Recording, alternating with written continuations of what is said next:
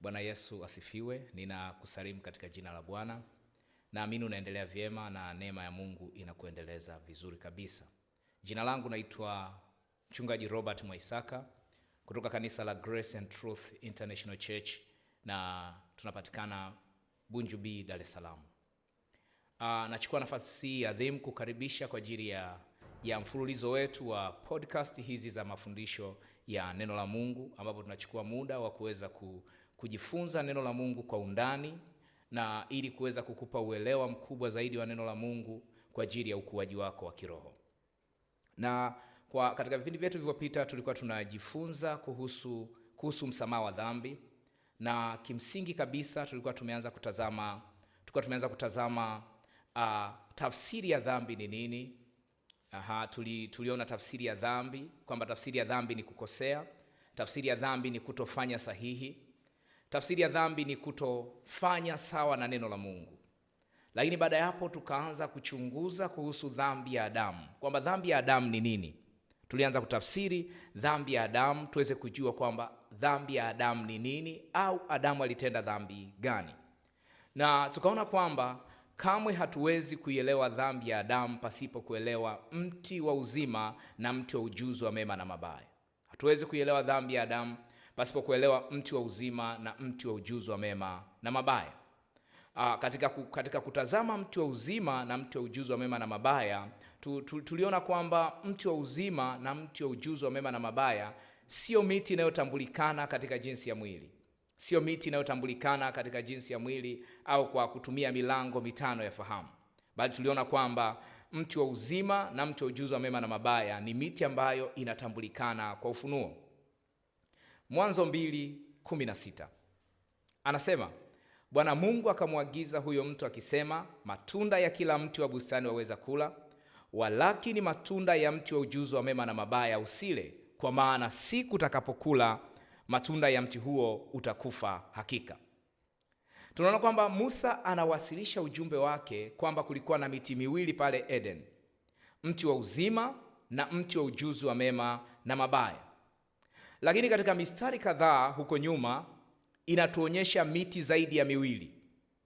Mistari kadhaa kabla ya Mwanzo 2:16 na 17 tunaona kwamba Musa anazungumzia miti zaidi ya miwili. Angalia Mwanzo 2:9.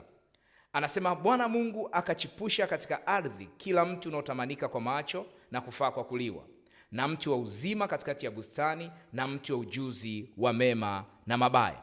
Kwa tunaona kwamba kulikuwa na miti zaidi ya miwili, kwa sababu anasema Bwana Mungu akachipusha katika ardhi kila mti unaotamanika kwa macho na kufaa kwa kuliwa, na mti wa uzima katikati ya bustani, na mti wa ujuzi wa mema na mabaya.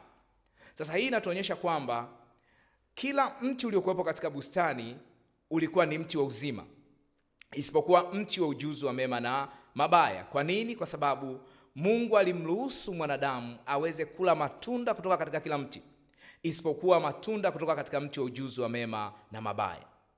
Tulitazama hili neno kwa macho, neno la Kiebrania kwa macho, na neno la Kiebrania unaotamanika kwa macho. Tukaona kwamba ni msamiati ambao ulikuwa na maana ya kitu kinachovutia. Ulikuwa na maana ya kitu kinachovutia, lakini mvuto wa hiki kitu ulikuwa haupo katika muonekano wake wa nje, isipokuwa katika utu wake wa ndani. Mvuto wa hiki kitu ulikuwa ni katika utu wake wa ndani.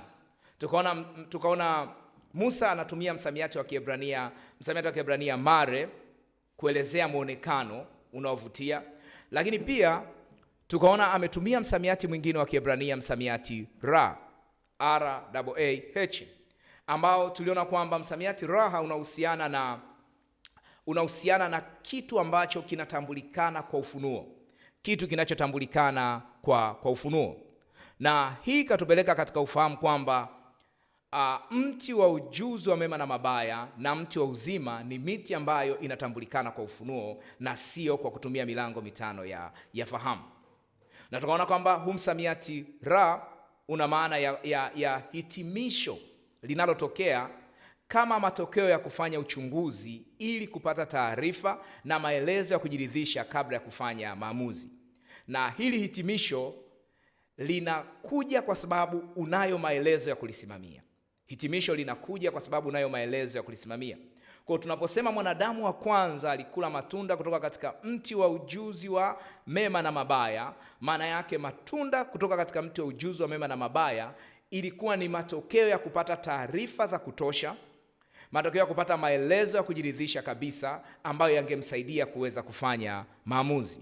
Hayo maelezo yangemsaidia kuweza kufanya maamuzi. Matumizi ya msamiati ra, R-A-W-A-H, ambao tuliona kwamba ni mzizi wa msamiati mare wa Kiebrania, tunauona katika kitabu cha Samueli wa kwanza 9:11. Samueli wa kwanza 9:11. Anasema hata walipokwea kwenda mjini wakakutana na wasichana wanatoka kwenda kuteka maji, wakawaambia, je, mwonaji yuko? Lakini pia ukitazama Samueli wa kwanza 9:18 utaona anasema pia, ndipo Sauli akamkaribia Samueli langoni akasema, tafadhali uniambie nyumba ya mwonaji iko wapi? Samueli akamjibu Sauli akasema, mimi ndimi mwonaji. Tangulia mbele yangu ukwe mpaka mahali pa juu, kwa maana mtakula pamoja nami leo, kisha asubuhi nitakuacha uende zako, nami nitakuambia yote ulionayo moyoni mwako. Unaona hili neno mwonaji kwa tafsiri ya Kiingereza anatumia neno seer, ambaye ni nabii. Mstari wa sura ya 9 mstari wa 9 wa Samueli wa kwanza anasema, hapo zamani katika Israeli mtu alipokwenda kuuliza neno kwa Mungu kusema hivi, haya twende kwa mwonaji. Maana mtu aitwaye sasa nabii hapo zamani aliitwa mwonaji. Mtu aitwaye sasa nabii hapo zamani aliitwa mwonaji. Na tunaona huu msamiati ra, R-A-W-A-H, unatumika kumwelezea nabii. Nabii ni mtu gani? Nabii ni mtu ambaye anatafsiri mambo ya rohoni na kuyapa maana. Nabii ni mtu ambaye anatafsiri mambo ya rohoni na kuyapa maana, na hii ndio ilikuwa kazi yake. Sasa kinachofanywa na nabii au mwonaji Samueli ndicho kilichofanywa na Adamu pale bustanini. Alifanya nini? Alitafsiri mambo ya rohoni na kuyapa maana. Kwa hiyo kilichotokea bustanini pale Eden kilikuwa ni cha kiroho zaidi, sio cha kimwili. Dhambi ni jambo la kiroho, sio la kimwili. Maana yake mwanadamu anapata ufunuo wa roho. Anapata ufunuo wa roho. Huu ufunuo unampelekea afanye maamuzi, na haya ndio matumizi ya msamiati ra na msamiati mare. Msamiati ra na msamiati mare. Turudi katika Mwanzo 2:9. Mwanzo 2:9 anasema, Bwana Mungu akachipusha katika ardhi kila mti unaotamanika kwa macho na kufaa kwa kuliwa, na mti wa uzima katikati ya bustani, na mti wa ujuzi wa mema na mabaya. Tuna mti wa uzima katikati ya bustani, lakini vile tuna mti wa ujuzi wa mema na mabaya. Maamuzi ya kula matunda kutoka kwenye kila mti unaotamanika kwa macho na kufaa kwa kuliwa itakuwa ni matokeo ya kupata maelezo juu ya mti husika kupitia ufunuo. Maamuzi ya kula matunda kutoka kwenye kila mti unaotamanika kwa macho na kufaa kuliwa itakuwa ni matokeo ya kupata maelezo juu ya mti husika kupitia ufunuo. Mungu alimfunulia mwanadamu maelezo yote kuhusiana na kila mti unaofaa kwa kuliwa ili aone thamani yake. Ufunuo alioupata ungemfanya ale au asile. Thamani ya mti ilitambulikana kwa ufunuo. Hakupaswa kula pasipo ufunuo. Tumezungumza kwamba tuna mti unaofaa kwa kuliwa. Sasa ili mwanadamu aweze kula, ilimpasa awe na maelezo ya kutosha juu ya thamani ya mti husika, ambayo hiyo thamani ilikuwa inatambulikana kwa ufunuo wa kiungu. Maana yake hakupaswa kula pasipo ufunuo.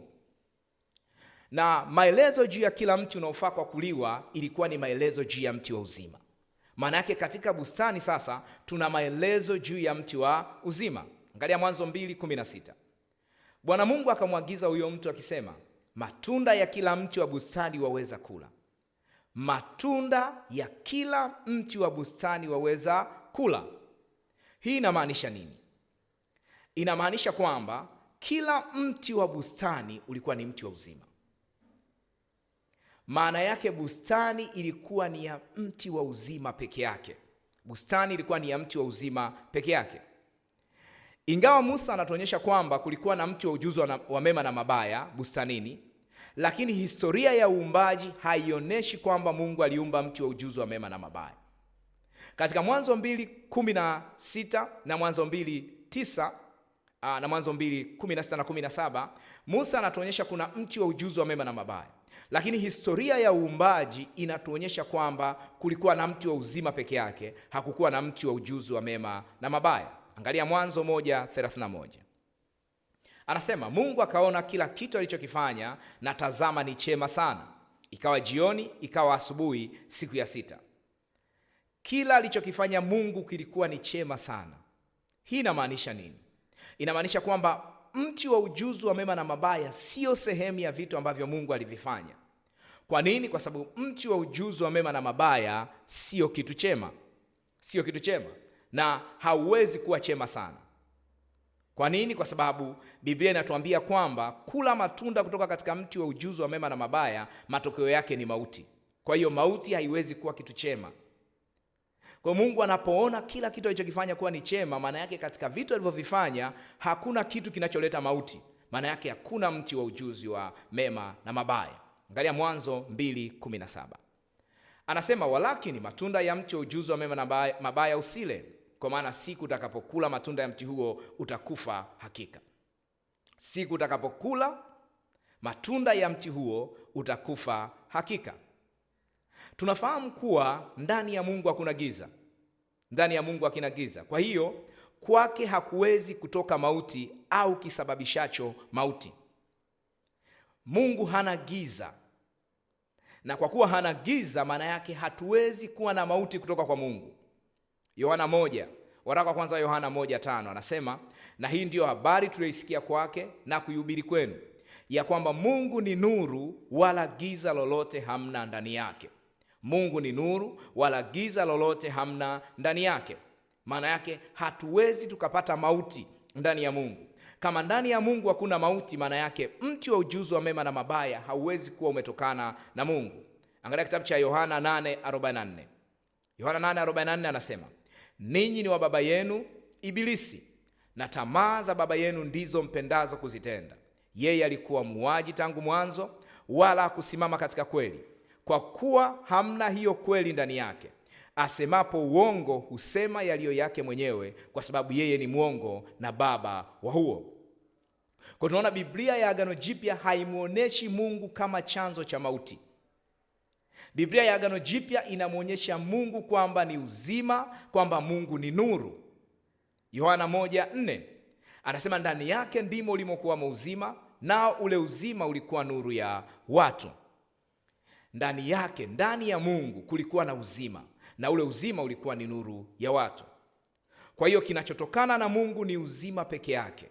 Kinachotokana na Mungu ni uzima peke yake. Na hii inatupa maana kwamba Mungu siye aliyechipusha mti wa ujuzi wa mema na mabaya bustanini. Sio Mungu aliyechipusha mti wa ujuzi wa mema na mabaya bustanini. Mungu alichipusha mti wa uzima peke yake, na mwanadamu alitakiwa kupokea maelezo, yaani ufunuo, kuhusu thamani ya kula matunda kutoka katika mti wa uzima, ili afanye maamuzi ya kula au kutokula. Tumeona kwamba dhambi ni kutokufanya. Kama dhambi ni kutokufanya, maana yake mti wa ujuzi wa mema na mabaya ni matokeo ya mwanadamu kukataa kula matunda kutoka katika mti wa uzima. Narudia tena. Kwa kuwa dhambi ni kutokufanya, maana yake ni kwamba mti wa ujuzi wa mema na mabaya itakuwa matokeo ya mwanadamu kukataa kula matunda kutoka katika mti wa uzima. Kitendo cha kukataa kula matunda kutoka katika mti wa uzima kumezalisha mti wa ujuzi wa mema na mabaya.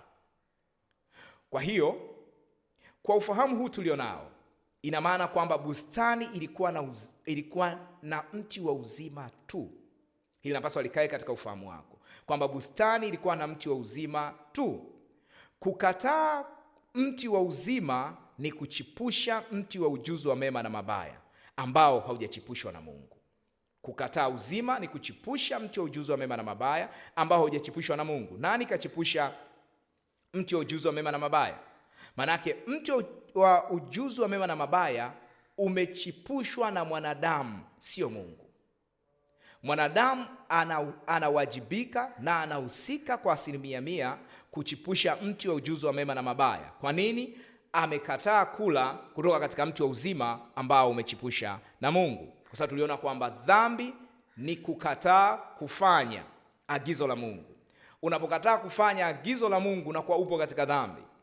Kwa hiyo kukataa kula kutoka katika mti wa ujuzi wa mema na mabaya kumezaa kukataa kula kutoka katika mti wa uzima kumezaa mti wa ujuzi wa mema na mabaya.